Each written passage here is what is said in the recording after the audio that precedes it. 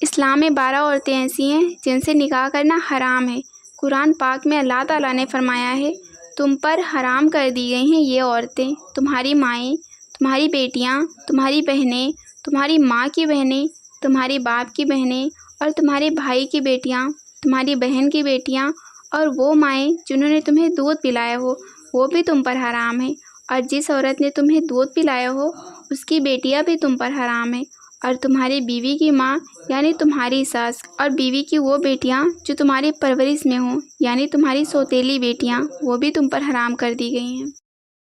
ہماری عزت کی خاطر بیٹی رشتہ قبول کر لو، اس جملے سے شروع ہوا ہے رشتہ۔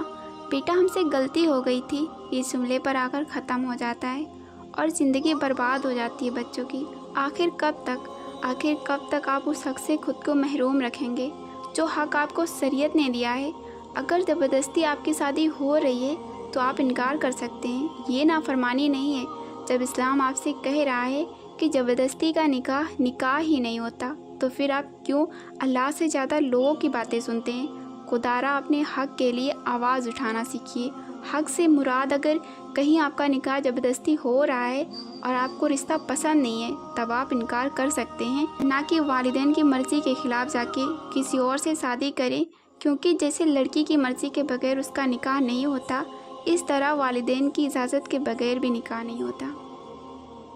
اسلام میں 12 عورتیں ایسی ہیں جن سے نکاح کرنا حرام ہے۔ قرآن پاک میں اللہ تعالیٰ نے فرمایا ہے، تم پر حرام کر دی گئی ہیں یہ عورتیں، تمہاری مائیں، تمہاری بیٹیاں، تمہاری بہنیں، تمہاری ماں کی بہنیں، تمہارے باپ کی بہنیں اور تمہارے بھائی کی بیٹیاں، تمہاری بہن کی بیٹیاں اور وہ مائیں جنہوں نے تمہیں دودھ پلایا ہو، وہ بھی تم پر حرام ہے، اور جس عورت نے تمہیں دودھ پلایا ہو اس کی بیٹیاں بھی تم پر حرام ہے، اور تمہاری بیوی کی ماں یعنی تمہاری ساس اور بیوی کی وہ بیٹیاں جو تمہاری پرورش میں ہوں یعنی تمہاری سوتیلی بیٹیاں، وہ بھی تم پر حرام کر دی گئی ہیں۔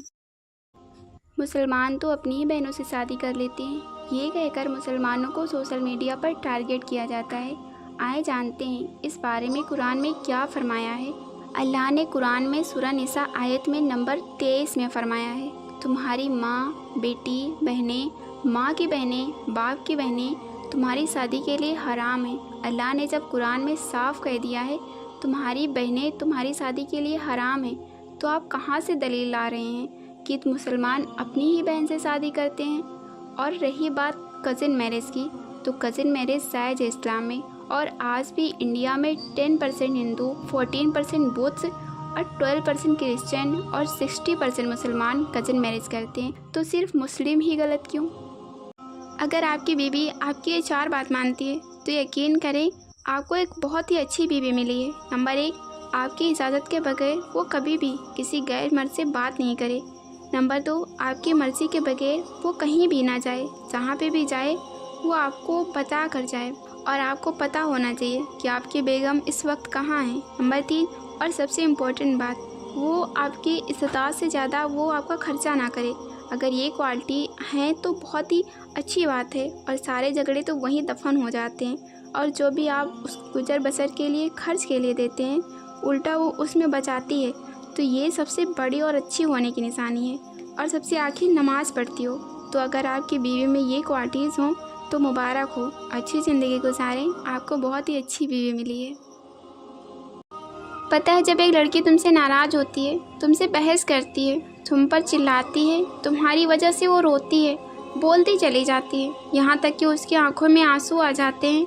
اور جب تمہیں وہ مجبور کر دیتی ہے کہ میری بات سنو، تب تم خوش ہو جایا کرو، کیونکہ واقعی میں وہ تم سے بہت محبت کرتی ہے اور تمہیں وہ کھونے سے ڈرتی ہے، اس لیے وہ تمہاری توجہ مانگتی ہے۔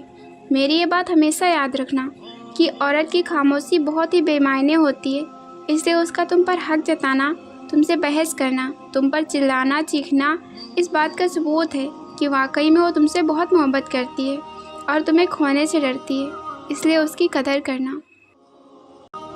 یاد رکھیں کہ اپنے بیٹیوں کا رشتہ کرتے وقت تھوڑی سی زحمت کر کے یہ بھی تحقیق کریں کہ دولت میں ڈوبا ہوا شخص کیا سچ میں انسان ہے کہ نہیں۔ آج کل کے ماں باپ اپنی بیٹی کی شادی ایسے شخص سے کرتے ہیں کہ جس کے پاس مال ہوتا ہے، اور اس کی دینداری اور اس کا اخلاق جانے بغیر اس سے اپنی بیٹی کا رشتہ کر دیتے ہیں، اور ایسے لوگ اپنی بیٹی کی زندگی برباد کر دیتے ہیں۔ اس لیے ہمارے نبی صلی اللہ علیہ وسلم نے فرمایا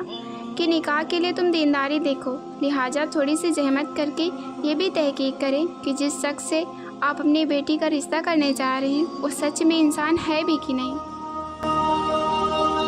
جو لوگ یہ سمجھتے ہیں کہ پسند کی شادی کرنا ماں باپ کی نافرمانی ہوتی ہے، تو وہ لوگ یہ یاد رکھیں کہ رسول اللہ صلی اللہ علیہ وسلم کے پاس ایک بچی آئی۔ اس نے کہا کہ میرے ماں باپ نے میری شادی زبردستی کروا دی ہے۔ تو آپ صلی اللہ علیہ وسلم اس کے ماں باپ کو بلایا کہ کیوں تم نے ایسا کیا؟ تو اس نے کہا کہ میں نے اپنی اولاد کے لیے، میں نے اپنی بیٹی کا بھلا سوچا۔ تو آپ صلی اللہ علیہ وسلم سخت غصہ ہوئے اور اس نکاح کو فاسد قرار دیا کہ یہ نکاح ہوا ہی نہیں، کیونکہ بچی کی اس کے اندر پرمیشن تھی ہی نہیں، اس بچی کی مرضی نہیں تھی، اور فرمایا جو تم کو پسند ہے اس سے جا کر نکاح کرو۔